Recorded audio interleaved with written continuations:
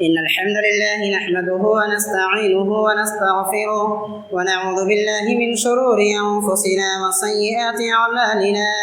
من يهده الله فلا مضل له ومن يضلل فلا هادي له، وأشهد أن لا إله إلا الله وحده لا شريك له، وأشهد أن محمدا عبده ورسوله. أما بعد، قال الله تعالى في القرآن الكريم: بسم الله الرحمن الرحيم. إن ينصركم الله فلا غالب لكم وإن يخذلكم فمن ذا الذي ينصركم من بعده وعلى الله فليتوكل المؤمنون.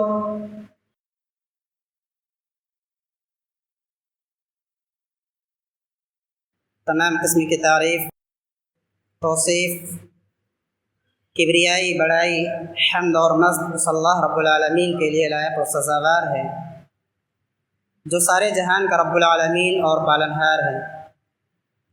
درود و سلام نازل ہو تمام انبیاء کرام، بالخصوص آخری نبی حضرت محمد مصطفیٰ صلی اللہ علیہ وسلم پر۔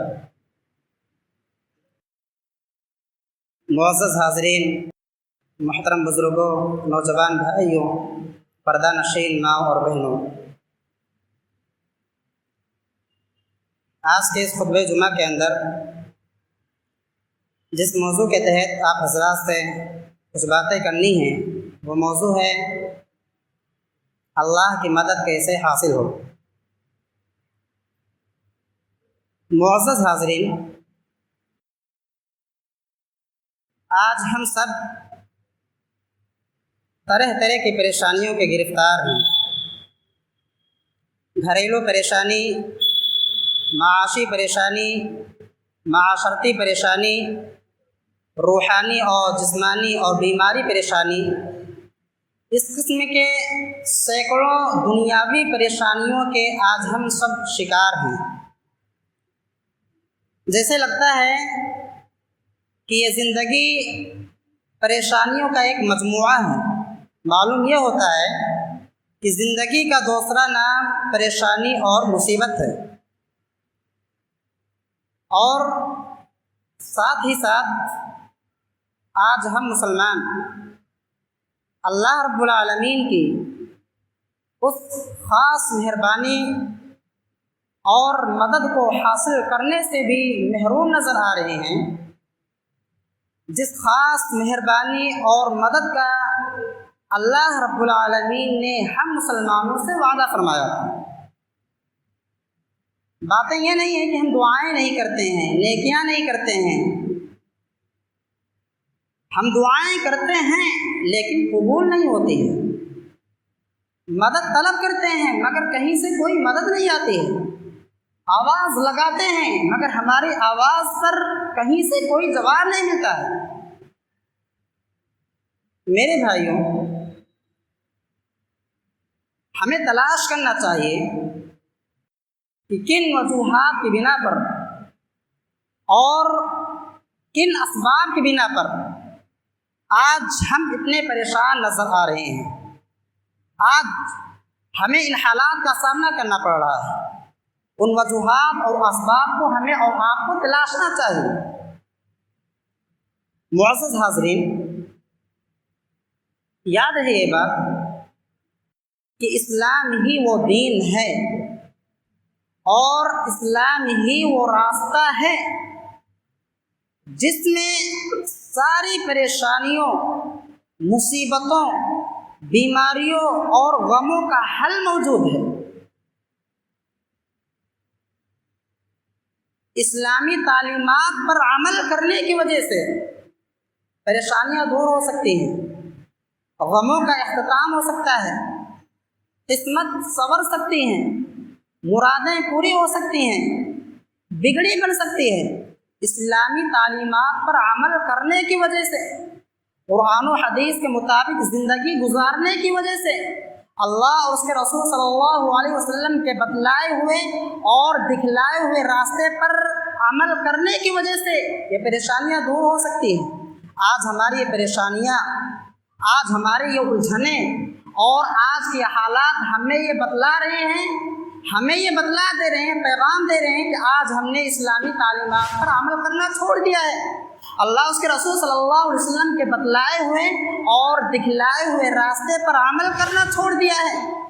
ورنہ میرے بھائیوں، اگر آج ہم مسلمان قرآن و حدیث کے مطابق زندگی گزارتے، اللہ اور اس کے رسول صلی اللہ علیہ وسلم کے بتلائے ہوئے اور دکھلائے ہوئے راستے کے مطابق زندگی گزارتے، تو آج کے ان برے حالات کا سامنا ہمیں نہ کرنا پڑتا، آج ہم اتنے ذلیل اور رسوا نہ ہوتے، آج ہم اتنے پریشان نہ کیے جاتے۔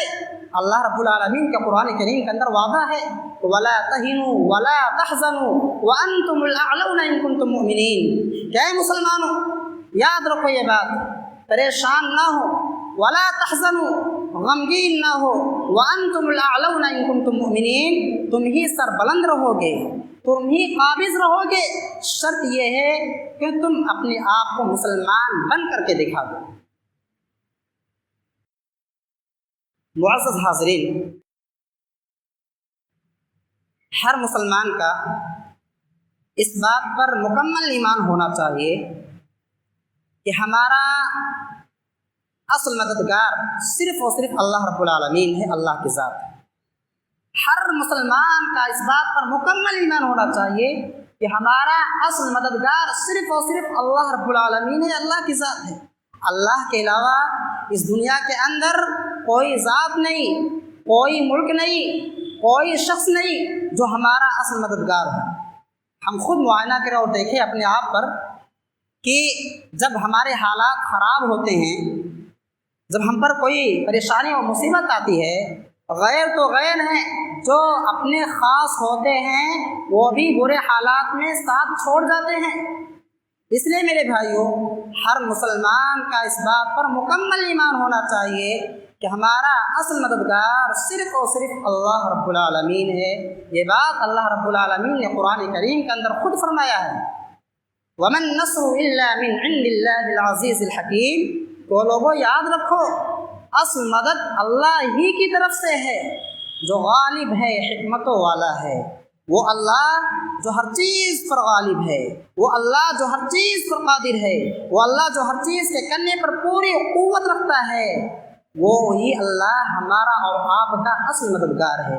دوسری جگہ اللہ رب العالمین نے فرمایا بَلِ اللَّهُ مَوْلَاكُمْ وَهُوَ خَيْرُ النَّاصِرِينَ اے لوگوں یاد رکھو، اللہ ہی تمہارا سب سے بہتر خیر خواہ ہے، وَهُوَ خَيْرُ النَّاصِرِينَ اور وہی اللہ سب سے بہترین مدد کرنے والا ہے۔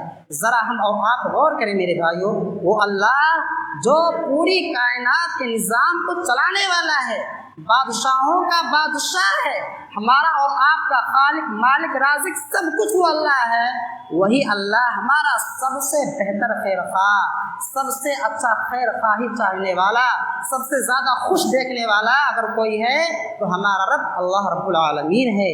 وہ اللہ کہہ رہا ہے کہ بَلِ اللَّهُ مَوْلَاكُمْ وَهُوَ خَيْرُ النَّاصِرِينَ کہ اللہ تمہارا سب سے بہتر مددگار اور سب سے بہتر خیر خواہ ہے۔ میرے بھائیوں، جس کا مددگار اللہ رب العالمین ہو جائے، جس کی حفاظت اللہ کرے، جس کے ساتھ اللہ کی مدد ہو، جس سے اللہ بچانا چاہے، پوری دنیا کی طاقت مل کر اگر اسے پریشان کرنا چاہے، پوری دنیا کی طاقت مل کر اگر اسے ذلیل کرنا چاہے، بھگانا اور مٹانا چاہے تو کچھ بھی نہیں کر سکتے ہیں۔ اس بات یہ ضمانت بھی اللہ رب العالمین نے قرآن کریم کے اندر خود دی ہے۔ فرمایا اللہ نے إِن يَنصُرْكُمُ اللَّهُ فَلَا غَالِبَ لَكُمْ وَإِن يَخْذُلْكُمْ فَمَن ذَا الَّذِي يَنصُرُكُم مِّن بَعْدِهِ وَعَلَى اللَّهِ فَلْيَتَوَكَّلِ الْمُؤْمِنُونَ اللہ کا فرمان إِن يَنصُرْكُمُ اللَّهُ فَلَا غَالِبَ لَكُمْ کہ اے مسلمانوں، اگر اللہ تمہاری مدد کرے، اے لوگوں، اے مسلمانوں، اگر اللہ تمہاری مدد کرے، تمہاری حفاظت کرے، فَلَا غَالِبَ لَكُمْ تو دنیا کی کوئی طاقت تم پر غالب نہیں آ سکتی ہے، تمہیں پریشان نہیں کر سکتی ہے، تمہیں ذلیل اور رسوا نہیں کر سکتی ہے۔ آگے فرمایا اللہ نے وَإِن يَخْذُلْكُمْ لیکن اگر وہی اللہ تمہیں بے یار و مددگار چھوڑ دے، اس اللہ کی مدد تمہارے ساتھ نہ ہو، وہ اللہ تمہیں بچانا نہ چاہے، تمہاری حفاظت نہ کرے، فَمَن ذَا الَّذِي يَنصُرُكُم مِّن بَعْدِهِ تو اللہ نے کہا کہ تو پھر کون ہے اللہ کے بے یارو مددگار چھوڑ دینے کے بعد اس دنیا کے اندر کون ہے جو تمہارا مددگار ہو؟ آخر میں پھر اللہ نے فرمایا وَعَلَى اللَّهِ فَلْيَتَوَكَّلِ الْمُؤْمِنُونَ، ایمان والوں کو چاہیے، مسلمانوں کو چاہیے وہ اللہ ہی پر بھروسہ رکھے، وہ اللہ ہی پر بھروسہ رکھے۔ اور میرے بھائیوں، جو شخص مکمل طرح سے اللہ پر بھروسہ رکھتا ہے تو اللہ اس کے لیے کافی ہو جاتا ہے۔ وَمَن يَتَوَكَّلْ عَلَى اللَّهِ فَهُوَ حَسْبُهُ، جو شخص اللہ پر بھروسہ رکھے گا، جو شخص اللہ پر توکل رکھے گا فَهُوَ حَسْبُهُ، تو اللہ اس کے لیے کافی ہو جائے گا۔ اور جس کے لیے اللہ رب العالمین کافی ہو جائے تو پھر اسے کسی اور شخص کی، کسی اور چیز کی ضرورت نہ پڑے۔ معزز حاضرین، اب آئیے بڑے ہی اختصار کے ساتھ ان چند اسباب کا میں آپ حضرات کے سامنے ذکر کرتا ہوں جن سے اللہ رب العالمین کی مدد آتی ہے، یا جن سے ہم اللہ رب العالمین کی مدد کو حاصل کر سکتے ہیں۔ پہلا سبب جس سے اللہ رب العالمین کی مدد آتی ہے وہ ہے اللہ پر صحیح ایمان۔ یقین مانیے میرے بھائیوں، جب ایک بندہ اللہ پر صحیح ایمان رکھتا ہے، حقیقی معنوں میں وہ مسلمان اور مومن بن کر زندگی گزارتا ہے اور اللہ کے ساتھ شرک اور کفر نہیں کرتا ہے، تو ایسے بندوں کی مدد اللہ اپنے ذمے لے لیتا ہے، جیسا کہ اللہ نے فرمایا وَكَانَ حَقًّا عَلَيْنَا نَصْرُ الْمُؤْمِنِينَ، اور ہم پر ایمان والوں کی مدد کرنا لازم ہے، ہم پر ایمان والوں کی مدد کرنا لازم ہے۔ وہ مسلمان جو اللہ پر صحیح ایمان رکھتے ہیں، شرک اور کفر اور بدعت سے دوری اختیار رکھتے ہیں، اللہ ایسے بندوں کی مدد اپنے ذمے لے لیتا ہے۔ دوسری جگہ فرمایا اللہ نے إِنَّا لَنَنصُرُ رُسُلَنَا وَالَّذِينَ آمَنُوا فِي الْحَيَاةِ الدُّنْيَا وَيَوْمَ يَقُومُ الْأَشْهَادُ، یقیناً ہم اپنے رسولوں کی، والذین آمنوا، اور وہ لوگ جو مومن ہیں، جو ایمان لائے ہیں، اللہ کے ساتھ شرک اور کفر نہیں کرتے ہیں، فی الحیات الدنیا، دنیا کے اندر ہم ان کی مدد کریں گے۔ انا لننصر رسلنا والذین آمنوا فی الحیات الدنیا، دنیاوی زندگی میں ہم ان کی مدد کریں گے، ویوم یقوم الاشہاد، اور اس روز بھی مدد کریں گے جس دن گواہی دینے والے اللہ کے سامنے حاضر ہوں گے۔ تو میرے بھائیوں، جو بندہ حقیقی معنوں میں اللہ پر صحیح ایمان رکھتا ہے اور اللہ کے ساتھ شرک، کفر اور بدعت نہیں کرتا ہے، اللہ ایسے بندوں کی مدد اپنے ذمے لے لیتا ہے۔ یہ اللہ کا وعدہ ہے قرآن کریم کے اندر۔ آج دیکھ لیجئے، آج ہمارے معاشرے کے اندر، پوری دنیا کے اندر ایمان کے دعوے داروں کی بہت زیادہ کثرت ہے، جو اپنے آپ کو ایک طرف مسلمان ہونے کے دعویٰ بھی کرتے ہیں اور دوسری طرف شرک اور بدعت کا راستہ بھی اختیار کیے ہوئے ہیں۔ یاد رکھیں میرے بھائیوں، آج ہمارے معاشرے کی دو بہت بڑی وجہ شرک اور کفر ہے، جس سے آج اللہ کی مدد آنی بند ہو گئی، شرک اور بدعت اور کفر ہے، جس سے آج اللہ کی مدد آنی بند ہو گئی ہے۔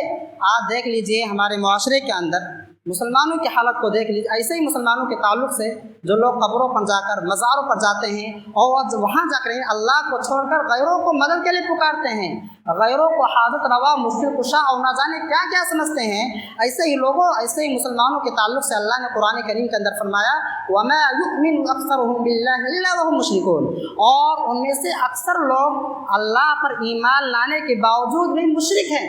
وجہ کیا ہے؟ وجہ اس کی یہ ہے کہ یا تو وہ مسلمان اللہ پر صحیح ایمان نہیں رکھتے ہیں، یا اللہ پر صحیح ایمان تو رکھتے ہیں لیکن ساتھ ہی ساتھ شرک اور بدعت کا راستہ بھی اختیار کیے ہوئے ہیں۔ ایسے ہی لوگوں کے تعلق سے اللہ کے فرمان وَمَا يُؤْمِنُ أَكْثَرُهُم بِاللَّهِ إِلَّا وَهُم مُشْرِكُونَ۔ تو میرے بھائیوں، اللہ پر صحیح ایمان رکھیے، یقین جانیے ہمارا ایمان جب صحیح ہوگا، وہ ایمان جو اللہ کو مطلوب ہے، وہ ایمان جس سے اللہ راضی اور خوش ہوتا ہے، وہ ایمان جب ہمارا ہوگا اور وہ مسلمان ہم جب اللہ کی نگاہ میں بن جائیں گے تو یقیناً اللہ رب العالمین ہماری مدد کرے گا، یہ اللہ کا وعدہ ہے۔ دوسرا سبب جس سے اللہ رب العالمین کی مدد آتی ہے وہ ہے دعا۔ میرے بھائیوں، دعا یہ ایک مسلمان کا ہتھیار ہے۔ ایک مسلمان جہاں بھی رہتا ہے، چاہے وہ سفر میں ہو، حضر میں ہو، چاہے وہ امن کی حالت میں ہو، جنگ کی حالت میں ہو، چاہے وہ خوشحالی میں ہو یا بدحالی میں، یہ ہتھیار یعنی دعا ایک مسلمان ہمیشہ اپنے ساتھ رکھتا ہے۔ دعاؤں سے اللہ رب العالمین بلاؤں اور مصیبتوں اور پریشانیوں کو دور کر دیتا ہے۔ سیرت نبوی سے ایک مثال دیکھیے کہ بدر کا میدان ہے، بدر کا میدان ہے، ایک طرف نہتے کمزور 313 کی تعداد میں مسلمانوں کی جماعت ہے، دوسری طرف کفار کا لشکر ہے، قوت والے ہیں، ہتھیاروں سے لیس ہے۔ اللہ کے نبی کریم صلی اللہ علیہ وسلم کی نظر جب کمزور سی مسلمانوں کی جماعت پر ایک قوت اور مضبوط لشکر کے مقابلے میں جب مسلمانوں کی کمزور جماعت پر نظر پڑتی ہے تو اللہ کے نبی کریم صلی اللہ علیہ وسلم سجدے میں گر جاتے ہیں اور اللہ سے دعا کرتے ہیں کہ اللہم ان تہلک هذه العصابۃ من اہل الاسلام لا تعبد فی الارض، کہ اللہ اگر آج یہ مسلمانوں کی چھوٹی سی جماعت ہلاک ہو جاتی ہے، برباد ہو جاتی ہے اور ہار جاتی ہے تو اے اللہ لا تعبد فی الارض، اس روئے زمین پر کوئی تیری عبادت کرنے والا نہ ہوگا۔ میرے بھائیوں، نبی نے دعا کی، رب نے دعا قبول فرما لی اور فرشتوں کے ذریعے سے مدد بھیج دی۔ یہ ہے دعاؤں کا اثر میرے بھائیوں، تو دعاؤں کا اہتمام کریے، دعاؤں کو لازم پکڑ لیجیے۔ یقیناً حالات کتنے مشکل کیوں نہ ہو، راستے بند کیوں نہ نظر آ رہے ہوں، دعاؤں کے ذریعے سے اللہ رب العالمین بند جگہوں پر راستہ نکال دے گا۔ تو دعاؤں کا اہتمام کریے، دعاؤں کے ذریعے سے اللہ رب العالمین کی مدد آتی ہے۔ تیسرا سبب جس سے اللہ رب العالمین کی مدد آتی ہے وہ ہے نماز۔ میرے بھائیوں، رب العالمین کی خالص عبادت اور بندگی یہ ہماری اور آپ کی زندگی کا مقصد ہے۔ اللہ رب العالمین نے ہمیں اور آپ کو دنیا میں اس لیے نہیں بھیجا ہے کہ ہم کھائیں پئیں عیش و عشرت کریں مزے اڑائیں اور پھر دنیا سے چلے جائیں، نہیں۔ یہ تو جانور ہوتے ہیں جو کھاتے ہیں پیتے ہیں، ان کو زندگی کا مقصد نہیں معلوم ہوتا ہے، زندگی کا کیا مقصد ہے جانور کو نہیں معلوم، کھاتے ہیں پیتے ہیں اور دنیا سے چلے جاتے ہیں۔ میرے بھائیوں، اللہ نے ہمیں اور آپ کو جو زندگی دی ہے، یہ جو مہلت دی ہے، وہ اس لیے دی ہے کہ ہم اللہ رب العالمین کی عبادت کریں، اللہ کی خالص عبادت کریں۔ اس لیے اللہ رب العالمین نے بطور آزمائش اور بطور امتحان یہ زندگی دی ہے، ورنہ ہماری زندگی تو مرنے کے بعد اصل زندگی شروع ہوتی ہے۔ یہ جو زندگی ہماری اصل زندگی نہیں ہے، ہماری زندگی مرنے کے بعد ہی ہماری اصل زندگی شروع ہوتی ہے۔ یہ زندگی جو ہے یہ بطور آزمائش، بطور امتحان اللہ نے اپنی خالص عبادت کے لیے ہمیں اور آپ کو دی ہے۔ تو میرے بھائیوں، عبادتوں میں سے سب سے اہم عبادت توحید کے بعد نماز کی باری ہے۔ تو نمازوں کو اللہ رب العالمین نے ہر بالغ مسلمان پر، مرد ہو یا عورت، اللہ نے نمازوں کو فرض کیا ہے۔ تو نماز کسی بھی حالت میں ایک بالغ مسلمان سے جب تک ہوش و حواس درست معاف نہیں ہے، میرے بھائیوں آپ دیکھیے نبی کریم صلی اللہ علیہ وسلم کا حالات کا جائزہ لیجئے کہ اللہ کے نبی کریم صلی اللہ علیہ وسلم پر جب کوئی پریشانی آتی، کوئی مصیبت آتی، کوئی پریشان کن معاملہ آتا تو اللہ کے نبی کریم صلی اللہ علیہ وسلم فوراً نماز کا سہارا لیتے۔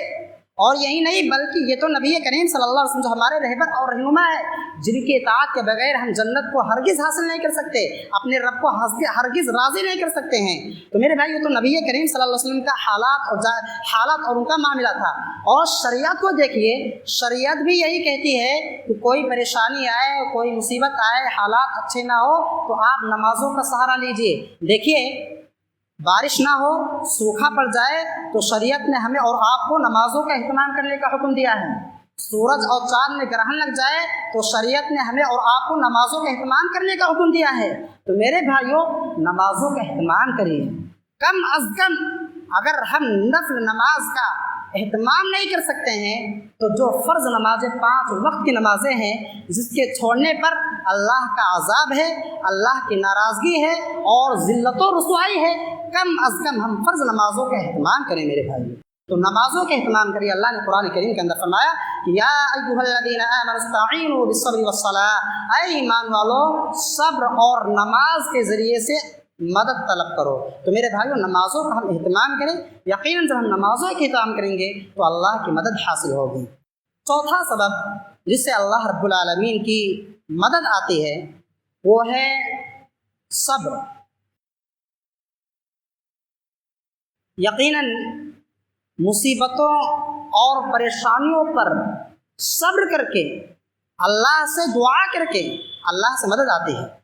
آج ہمارا معاملہ بڑا ہی عجیب ہے کہ ہم پر جب کوئی پریشانی یا کوئی مصیبت آتی ہے، حالات اچھے نہیں ہوتے ہیں، تو ہم اپنی پوری قوت لگا دیتے ہیں، خرچ کر دیتے ہیں، جب تھک جاتے ہیں تو آخر میں یہ کہہ کر خاموش ہو جاتے ہیں چلو اب ہم صبر کرتے ہیں۔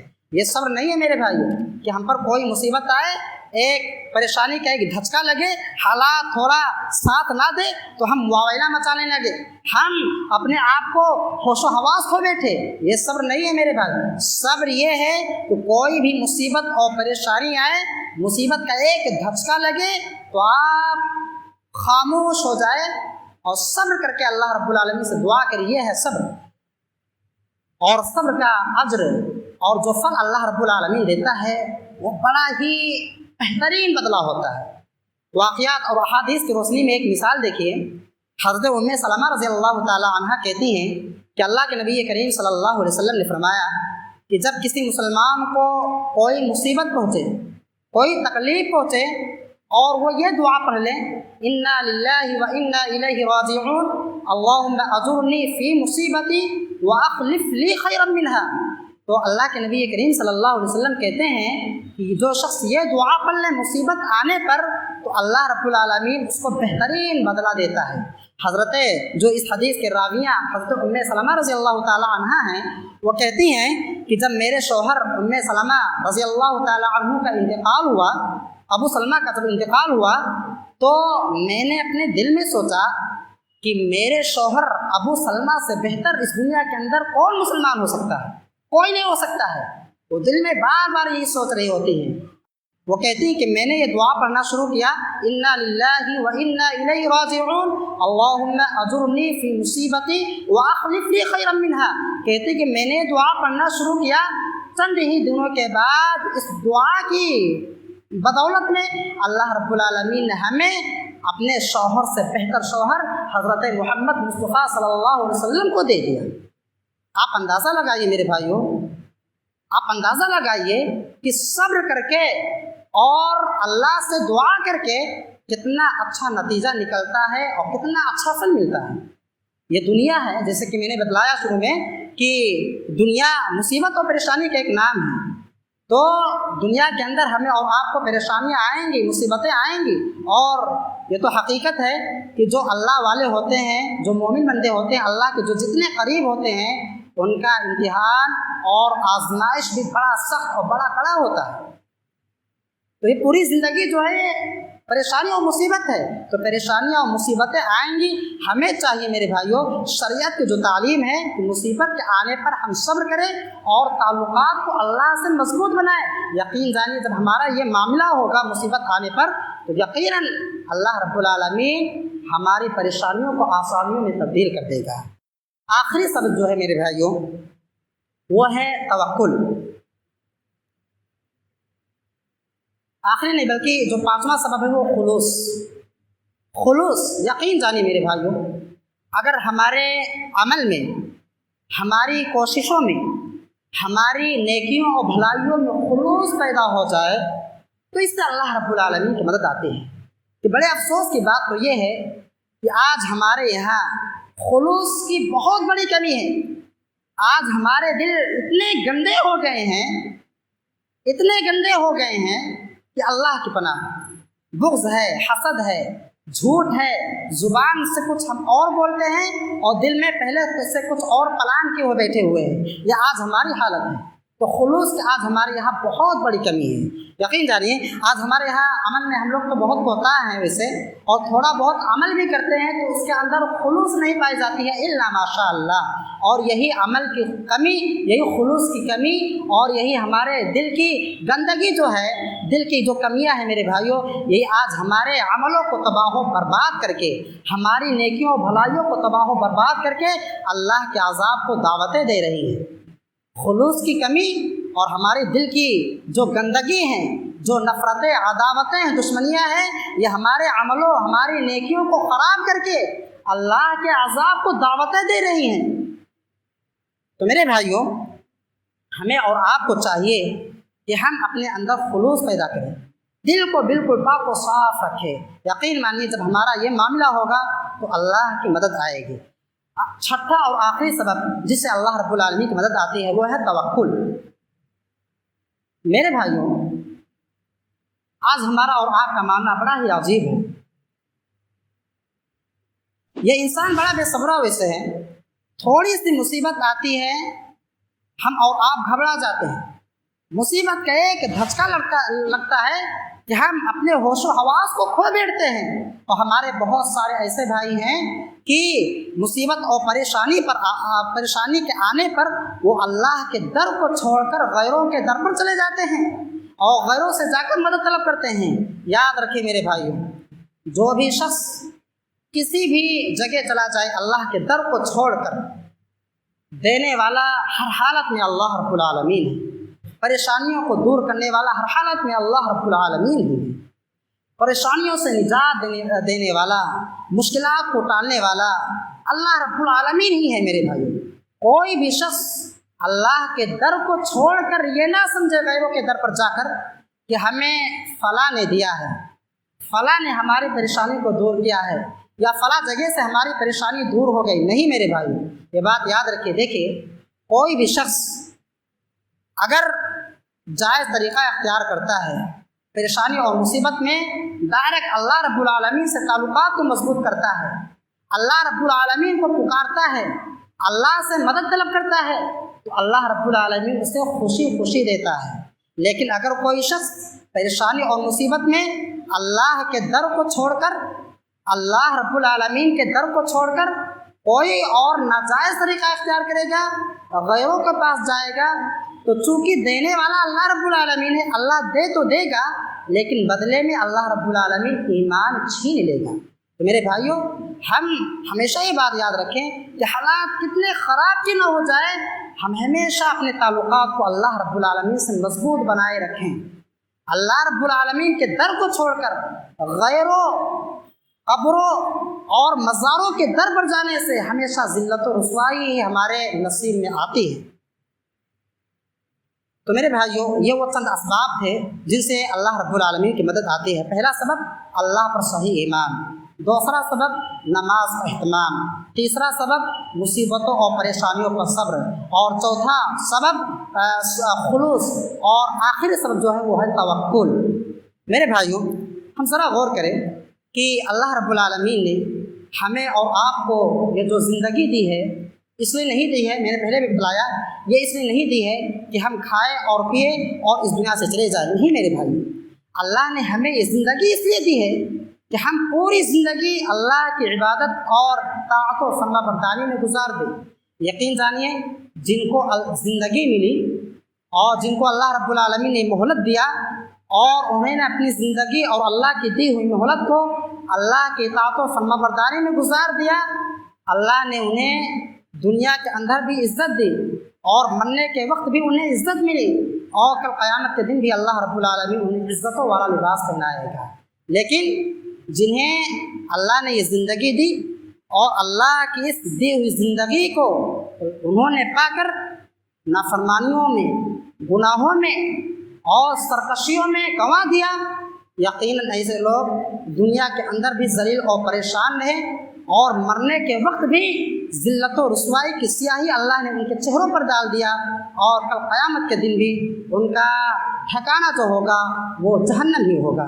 इसलिए मेरे भाइयों, हम कोशिश ये करें कि अल्लाह ने हमें जो ज़िंदगी दी है उसको हम अल्लाह के इताअत और फर्माबरदारी में गुजारें। और जैसे कि मैंने बतलाया कि आज के ये हालात, आज की हमारी परेशानियाँ हमें पैगाम दे रही हैं, कुछ बतला रही हैं कि हमने कुछ खो दिया है, हमने अल्लाह को नाराज़ कर दिया है। तो मेरे भाइयों, हमें अल्लाह को राज़ी करने की कोशिश करनी चाहिए और ख़ुद हमें अपने आप की और घर के बिगड़े हुए हालात को सुधारने की कोशिश करनी चाहिए। जब हमारा ये मामला होगा, ख़ुद हम अपने गिरेबान में जाकर ख़ुद की इस्लाह करने की कोशिश करेंगे और घर के और मुआशरे के बिगड़े हुए हालात को सुधारने की कोशिश करेंगे, तो यकीनन हमारा पूरा मुआशरा एक अच्छा मुआशरा बनकर अल्लाह रब्बुल आलमीन की मदद को हासिल करने का ज़रिया और सबब बन जाएगा।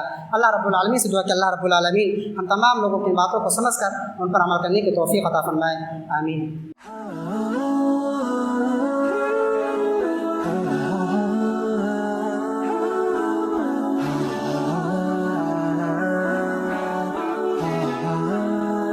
Mm-hmm.